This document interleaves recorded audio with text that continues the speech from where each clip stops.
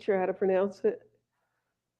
Hello, Yeah, everybody. sometimes, yeah. Yeah, hello, everybody. I'm Pamela Marshall at the Wellness Radio TV at the Wellness Network with Nick Alimonos. Nick and Yes, I are talking about his name, Nick Alimonos. yes, Greek. it's a Greek name. Yes. It's a Greek name for a great author, a great award-winning author. Thank you. I appreciate that. You're so welcome. I appreciate you being a part of the show. I appreciate you sharing your stories with us, all of the stories. Now, let me tell you something about Nick. Who at 9 years old can convince his dad to take him to New York City to Yeah, sell a book at 9 years old? yeah, I was a little crazy. Why is that crazy? I think that's Well, yeah, ambitious. yeah. I was always ever since I was 6. I knew what I wanted to be. I wanted to be a writer, and my parents, they always thought, "Oh, it's a phase. You'll grow up and want to do something different." But no, that never changed. I knew what I wanted to be, and I always stuck to it since I was 6. So yeah. What were you writing at 6, Nick? So so a little story you might find interesting. My parents owned a pizza restaurant, and I grew up in the restaurant, and I didn't really spend any time home. I was always there, and I had nothing to do. This is back in the 70s and 80s when there was no cell phones or anything. And so what I would do is I would get these pink tickets. There were country pizza order tickets where people would, write down with, what they want on their pizza. And I would steal these tickets from the waitresses, and I would just write all my stories on there. And I also used to make comic books, and I used to draw. And that was my entertainment. And so that's partly why um, I wanted to become a writer, because that's what I love doing. So, what were the stories that you were writing on these receipts or napkins or whatever Yeah. you can write on? Yeah, there are receipt tickets. Basically just I don't know, it was just crazy, boy imagination, just a lot of fighting and action and adventures. And I actually tell people that I kind of invented the Power Rangers before the anyone knew what the Power Rangers were, because I actually had a group of heroes that were very similar to the Power Rangers. And this is before the Power Rangers was on TV. So that's what I tried to sell to. I went to DC Comics in New York City when I was 9, and I had a little lunchbox full of these tickets, and I gave it to the receptionist, and I'm like, "Look at my comic ideas," and the lady looked at me like I was crazy, but and she was like, "Well, we have this thing for kids," and I'm like, "I'm not a kid. I mean, I was a kid, but in my mind, I wanted to be taken seriously. I don't want to be thought of as a kid writer. So Do you remember the conversation? We're talking to Nick Alamanos. Nick yeah. is one of the 150 authors who will be a part of the Sunshine State Book Festival in Gainesville, Florida, January 27th and 28th. It is part of an event birthed and sponsored by the Writers Alliance. The Gainesville at the Wellness Network is also one of the sponsors. So the first night on the 27th gives you an opportunity to meet the authors of many books, 150 authors, so a Wow. lot of books, because many of them are authors of more than one book. But Nick, what do you remember about your thought process of going to your dad to ask your dad to take you to New York? Where were you living at the time? Where were you all living? Oh, we live in Florida. We've always lived in Florida. Okay. That's where the pizza restaurants were. And I knew my dad. He had no interest in anything other than pizza. He just like his hope for me and for all my siblings was that we would grow up and just take over the pizza business, which is what we all sort of did. My brother and my sister, we're all running pizza restaurants, but that's not what I wanted to do. I just wanted to be a writer. But unfortunately, I kind of ended up in the pizza business as well, because pizza is very lucrative. And I got married at a time like when I was just got out of college. In college, I was studying English, and I got my English degree from USF. but I got married and got a house, and I couldn't tell my wife, hey, I'm gonna be a poor writer for a while. So I just I went into the pizza business, but I plan to soon quit that. You know.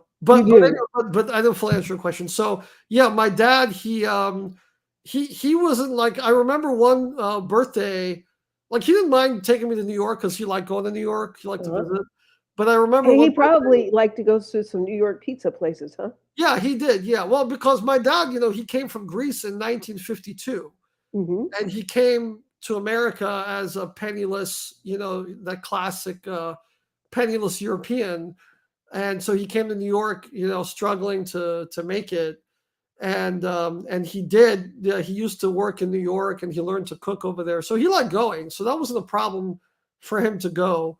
But I remember one birthday, I think maybe I was 11 or 12. My dad said, "What do you want for your birthday?" And I said, "I want a typewriter," because this is before laptops were a thing. And he looked at me like, "What do you want a typewriter for? Like, what are you going to do with that?" I'm like, "I'm going to type, Dad. I'm going to type. I'm going to type stories." And then I learned how to type, on a typewriter, and my earliest stories. After I graduated from Pink Tickets, I went to typewriter. So, but my dad always thought he just waited for me to grow out of it, and I never did. You know. So you get your typewriter, and how much time are you spending on the typewriter? Did you take the typewriter to the pizza place with you? Um, I think at that point it was really heavy, and I mostly just worked at home at that Okay. point. But the typewriter, yeah, I mean, as much as I could, I was typing on it, and the stories weren't very good, but but I taught myself how to type. I had a book on typing. I actually had a book on teaching you how to type, Really? and it was a really dumb book because it just the book literally just said, okay, hit A like 20 times, and now hit B 20 times. And I'm like, this is dumb, and I threw it away. And so I just basically was just writing my stories, and through the process of just writing, I learned how to type. So the books that you have written have been books that take us to another world, a Yeah, fantasy world. As a yeah, you matter of can see fact, it in the the background. background behind you. Tell us about the world that you write in, and your how your attention deficit disorder Right, right. has contributed to your ability to do what you do as a writer. Yeah, yeah. I like to think it. I mean, I guess like some people say, like autism is like a superpower because they can hyper focus. And so I think with ADHD, it's like when it wasn't that great when I was in elementary school because the teachers were always telling me, Nick, you're not paying attention. You need to focus. And they would always say I'm in another world. Nick's always in another world, and it was always kind of viewed as a bad thing. But what I realized growing up is that the other world I was in was the fictional world, the world that I ended up wanting to share with people through my writing. So I think that that may have been part of it. Although at the time I wasn't diagnosed with ADHD because um, people didn't know what that was back then. So I was never prescribed anything. I was never given Ritalin. But looking at all the symptoms that they say kids with ADHD have, it's like I had all those symptoms. So I'm thinking I probably did have it, but I think nowadays, I mean, I'm able to control it pretty well. But usually when I'm in another world, I go there, because that's where my writing is. So Well, and Nick, perhaps all writers can have a certain amount of ADHD could because be, yeah, when yeah, you're writing and you come up with characters, especially writers who write fiction, and even I yeah, guess those who write nonfiction as well, but in particular those who write fiction, because you're making up some things, you're seeing some things, and yeah. I've heard from other writers that their characters take on lives of their own, which is odd to me. How do you make that? How do you allow that to happen? Not allow, but how does it happen? Yeah, yeah, that makes sense to me. So a lot of times, like I'll have a plan for something that like I'm think like, okay, my character's gonna do this and this and this. But then when I get to that chapter, I realize because I was trying to put myself in the head of the character, like I was trying to, feel like what it would be like to be in that situation. And you do kind of zone out. Like when you're deep into the chapter, it's like the world kind of disappears around you and you sort of embody that fictional character. And when you get to that point where you're supposed to do that thing that's in your notes, it doesn't make sense at the time. It doesn't feel genuine. It doesn't feel true to life. And if you try to force it, it's not going to feel right. So I think you really kind of got to, I mean, I know it sounds cliche, but you got to let the character tell you what the character would do in any given situation, you know? Nick, how therapeutic do you think writing is for the human? Oh, well, I don't know about regular people, but I know for me, it's like if I don't write, I get very anxious and you know, I mean, sometimes it can be stressful, but I feel like it's a necessary thing. I almost feel like it's a drug that my own brain created, where it's like I need to do this, and so I just do it, because I have to. I don't have a choice at this point. Like I have to write. Well, and I ask that because the things that we've taken out of the schools, like the creative things, Yeah. like art, Yes. how many of our children would have a better day at school and wouldn't have to be on medication if they had the avenue to do what you're talking about doing? Because the Yeah. base word for education is educe, which means to draw from. Yeah. So Yeah. you were not paying attention because they were trying to push something in and you needed to Sure. let something out. Sure. Sure. Yeah. Well, I mean, I don't. A lot of times, I don't understand why. Like they'll put so much emphasis on like math, right? And I'm not saying math isn't important, but I don't know why they're like, yeah, math is like so critical. Maybe because we need people to grow up and operate all this technology we have. But I often feel like the artistic side is ignored, and the impression I get is that it's not really necessary.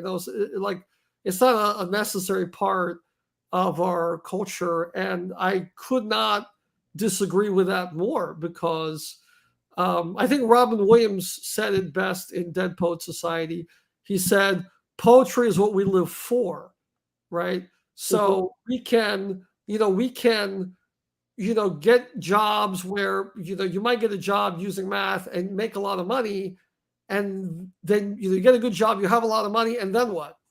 That's it. Like you've succeeded at life. That's the goal of life, is just make money and then die.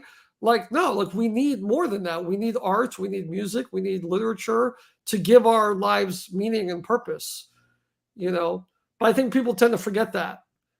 you know Well, yeah, because we're teaching a test. We're teaching how to take a test. yeah. And we're missing out on all of these humans who came here with some gifts. And Yeah. those gifts are to be shared, but we don't have enough ways to cultivate that. And so thank you for doing what you're doing and encouraging other people to write. Are your children writers, or do you see any mini yous in your with your two children? Um, yeah, I don't know if I would push anyone to be a writer, because it could be really it can be tough sometimes when other people don't understand like what you're doing. Yeah. But I push them to do what they want to do. So like my father, he didn't care that I wanted to be a writer. He was always pushing me to do pizza restaurant. And I don't, the thing I don't like when I'm in the restaurant, like people ask me, they'll say, "Are you the manager?" And it's funny because even though I am the manager, when I tell them yes, I feel like I'm lying to them, which is weird. Like I'm like, yeah, I'm the manager, but I don't feel like I'm being truthful because I Why? don't feel, yeah, because I don't feel like that's who I am. I just feel like I was just put there by my parents. But my kids, I'm really encouraging to do what they want and what they love. So my older daughter, she's 18, she wants to do art, and I try not to worry about her financial future, because I want her to be happy and hopefully she'll be able to support herself financially. And I encourage her to do art. And then my younger daughter, 12, she was in gymnastics. She loved doing that. and now she's doing music. She's in the marching band. Actually, they're both doing music. Um, Well, Nick, tell us about your book. The you've released three, written many, yeah, but you've released yeah, three, and yeah, they're all in another world, as you were yeah, told when you were a child. Nick, you're in another world, and you really yeah, were. yeah, yeah. I say I released three because, and this is something I cannot stress enough, and I feel like a broken record sometimes. For some reason, I think that people think about writing differently than other art forms, right? So if you pick up a violin and you practice for a week, you're not going to be a concert level violinist, you Nope. know. And writing is the same. It takes, years or probably decades of practice. So I have a lot of books that I wrote when I was in like I think the first novel I finished was in high school. And I mean, it's okay, but it's not really anything I want to show anybody because it's really not that great. So I kind of shelved that. So I wrote a couple But books before I Nick, finally got to the one that I feel is okay, worthy of being read. okay. Well, let's hold on for a second because you're not. I think you may be. Don't you think, or do you think you're being harder on yourself than maybe readers would be? Um I don't know, maybe, but I mean, I always want like my best to be out there, you know. So, but yeah, I'm very hard on myself. I actually wrote a book. So okay, so this is the first book that is available now. I don't know if you can you see that? Yeah, it's What's the name of it? We're having trouble it's seeing. called Ages of Anya, right there. Ages Okay. of Anya, but the camera there it is. There you go. Ages of Anya, Uh-huh. and that book was originally called The Dark Age of Enya. And what happened is I released the Dark Age of Enya, and it was I was selling it for a while. I even did a book signing at Barnes and Noble in 2005, but I wasn't fully happy with it, so I rewrote the whole book from scratch. And I spent 9 years just rewriting it because I just felt like I could do better. So yeah, I'm a little hard. I am a little hard on myself, but What is the book about? well, that's a good question. So We have to know that so we can buy it, Nick. yeah, no, that's true. That's true. It's about a lot of things. It's an adventure story, and it's about the first one is about these characters are named. They're called the Ilmar, and they come from a primitive agrarian society where when the land that they live in it suffers a famine and drought, and there's a lot of hunger, and so they leave from this land and they start to explore different kingdoms. But because they're sort of very primitive, technologically primitive, I should say, similar to like the Amazon people, but in a fantasy setting, they're treated with a lot of prejudice. And so that's part of it. But they end up going on this adventure where they go to different places and they help people, and they kind of prove their worth, and eventually they save the world, or that world that they're in. But yeah, it's a very multi-layered story. It's like saying, what's Game of Thrones about? What's about a lot of things, you know. And all my books are spin-offs. All my books they take place in the same world. So you have this world which is it's kind of like a combination of like fantasy and science fiction. Hmm. Um, I try to blend those two genres, which I know that's been tried many times, and a lot of people fail. But the way that I approach it is, I think that for me, there's a big debate as to what is fantasy, what is science fiction. But for me, a lot of it is really it's more about like the attitudes and the perspectives of the people. So if you, for example, have like a cell phone and you take it to, you know, to like, let's say you go to the Amazon and you show, these primitive people who've never seen anything technology, you show them a cell phone, they might think you're a Hmm. wizard. They might say, well, what's that? For them, that's magic. So I think what's magic and what's science, a lot of it is just it's perspective and it's what people know, what people are used to. And so that's kind of how I approach it. So these people, like, even though like in my book there's like a map of a planet, so we know it's a planet. It's not like Middle Earth where we don't know where Middle Earth is. Like, that's the Lord of the Rings. We don't know is Middle Earth a planet?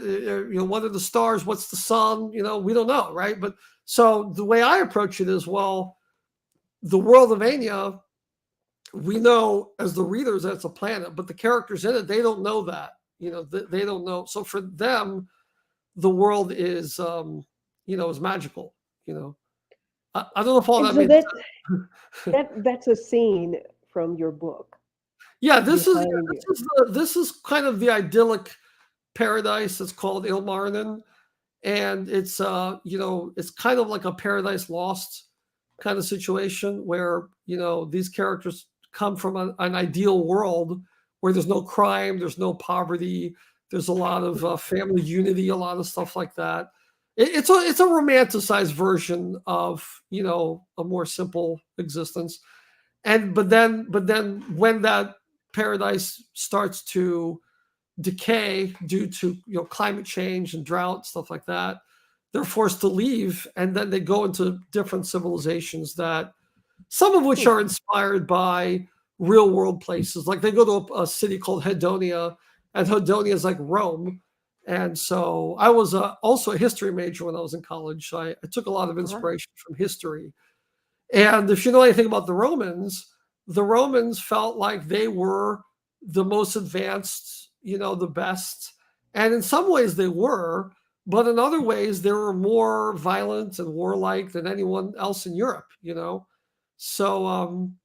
So it's kind of hard to judge that. Were the Romans good? Were they bad? And Mm. basically anybody that they encountered, like when they went to Germany at the time, all the people living in Germany in Roman days, those Germans were living the way, like, let's say, American Indians were living when Columbus got to America. So for them, they just saw these primitive, barbaric people, and they called them barbarians because in Greek people thought anyone that doesn't speak Greek is a barbarian, because they heard them. They said when you talk, they heard bar bar. So the people that go bar bar are barbarians. Ah, That's where that word comes from. And I didn't know that, Nick. yeah, yeah. So I use some of that as inspiration for my books, and because I really think barbarians, they get a bad rap. Really, just like a lot of the American Indians, they thought, oh, they're all savages, and I'm like, well, yeah, I mean, they do kill each other and they do terrible things, but Europeans do just as bad or worse things. So it's really just cultural biases, I think. So that's part of what the story's about. There's a lot more to it, but that's part of it.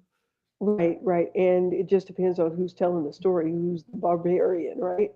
Right, right, yeah, Yeah. So Nick, for writers, um, it is an interesting world to live in as a writer. yeah, Even though I have officially, kind of like you, I've been writing stories as a journalist all of my life, okay, and yeah. then I have stuff that I've written down over the years, but never considered myself a writer. I write news Oh, stories. well, you're not a novelist, but you're definitely a writer. I would consider you a Right. writer. Yeah, Yeah. So for this world that writers live in, you talk about you know being in a different space. yeah, And I get up in the middle of the night sometimes because ideas come to me, or and yeah, ideas about my stories that I'm writing. sure, yeah.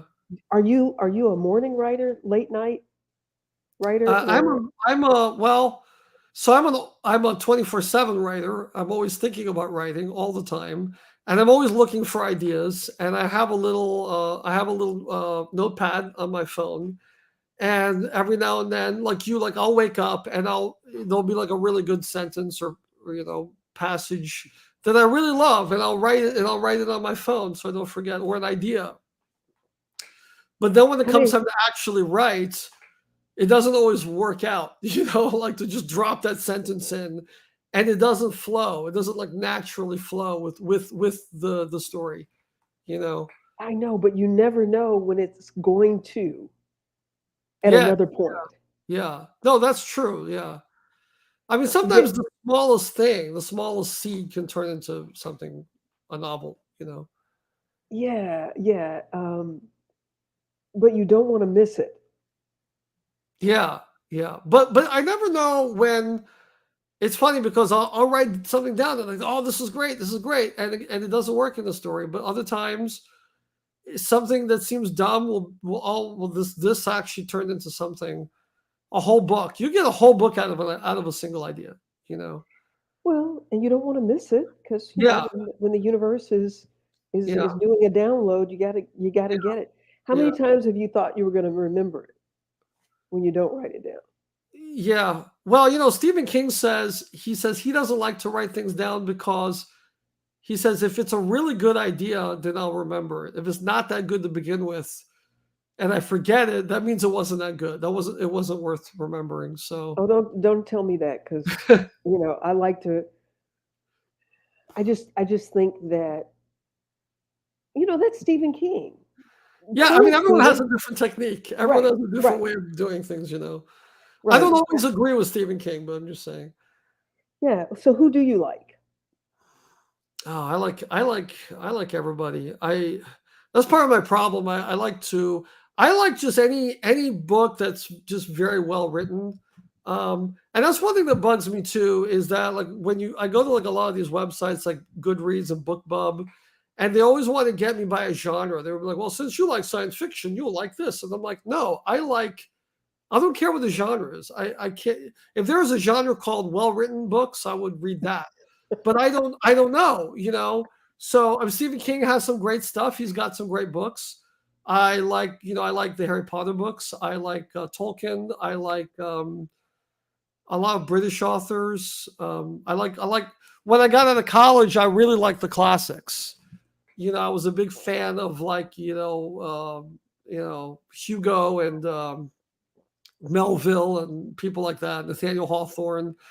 And what I realize is you can't write like that, because they were writing at a different time and a different age, and people thought differently. And so I kind of had to force myself to read more modern authors. Hmm. Um, and I have an appreciation for modern. I'm starting to get more of an appreciation for Cormac McCarthy. The Road is an Hmm. excellent book. Um, the guy who wrote Never Let Me Go, I think his name is Ishiguro. So he's like a Japanese name. He's a British author, but he's a Japanese name. Excellent, excellent book. Excellent. And again, it's not a certain genre. It's just whatever moves me. I like books that move you, emotionally. That's what I think is a good story. So do you think you would want to teach? I thought about it actually. Oh, really? Yeah, because I thought, okay, if I quit the restaurant and I can't make money writing books, I'd like to do something academic. Like I think that'd be more like me, like if I was teaching English, let's say. And yeah, I think that's something I could do maybe You ever have a readers anything at the restaurant? You have enough room, people come in and read? in the restaurant, Hmm. like like like the customers. Yeah, like a live read, like Oh, no, not really. no. Yeah, reading isn't very popular around here. I don't know if I'm in the wrong place, but and that's another thing that bugs me too. I like to go to like a bookstore to write. Like I go to Barnes and Noble a lot to write because I like to see books and I like to see that people read books because I worry that people will just stop reading. You know, I worry about that. Like, and I don't know why because people are reading. I don't know a lot of people that read. That's my problem. But Mm. Well, what but does it mean for you to be able to be a part of book festivals like the one in the Sunshine State Book Festival? Their theme is bringing readers and yes, writers together. I'm excited about it because I like talking about this stuff. I've had a lot of book signings before. I've been to a couple events like the one you're talking about, and I always meet really interesting people. And I love sharing stories and sharing, like the books that they loved and the books I love, and why they liked that book or why they hated that book. And I mean, I think story to me it's a magical thing, and it's underappreciated. And I mean, if you think about it, like like there's a thinly sliced piece of wood with scribbles on it, and if you look at it and you focus on it, you can be moved to tears. I mean, how does that happen, right? Right. Wow. I mean, that's a magical thing to me. That's magical, right? Yeah. So Yeah. I don't think people think about that. So that's one of the reasons why just I love writing, and I love all stories, by the way. But books, I feel there are some of the best stories are found in books. You know, That's a so wonderful way, Nick, to explain it. I've never heard anybody explain it that yeah, way. That's amazing. A yeah, yeah. thinly sliced piece of wood. Well, I may have been trying to be a little poetic there, but I mean, yeah, that's what it is. I mean, that's what paper, Yeah. you know, Yeah.